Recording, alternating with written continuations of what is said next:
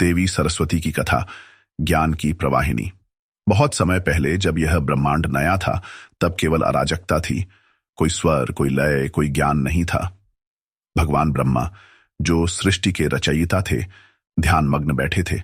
उन्होंने पृथ्वी, आकाश और जल का निर्माण किया था, लेकिन सृष्टि में कोई गति नहीं थी।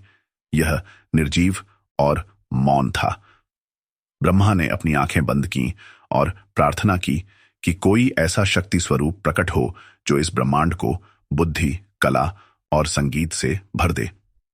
जैसे ही उन्होंने अपनी आंखें खोलीं, उनके मुख से एक दिव्य प्रकाश प्रकट हुआ और एक तेजस्वी देवी का स्वरूप धारण कर लिया। वह श्वेत वस्त्रों में सुसज्जित थीं। उनके हाथों में वीणा थी, एक हाथ में पुस्तक और दूसरे में रुद्राक्ष की माला।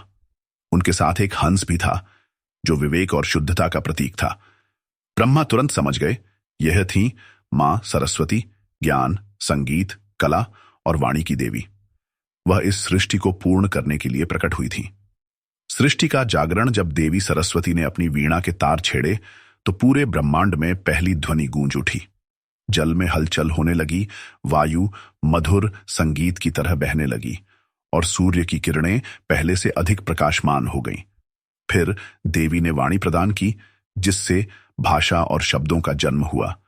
पहली बार सृष्टि में संवाद हुआ, अक्षरों का निर्माण हुआ और ज्ञान का संचार होने लगा। उन्होंने संसार को बुद्धि, तर्क शक्ति और सृजनात्मकता का आशीर्वाद दिया, जिससे मनुष्य सीखने, सोचने और अभिव्यक्त करने में सक्षम हुआ। ब्रह्मा अत्यंत प्रसन्न हुए और कहा, हे देवी, आप ज्ञान की प्रवाहिनी हैं। जो भी विद्या की साधना करेगा, वह आपको पूजनीय मानेगा।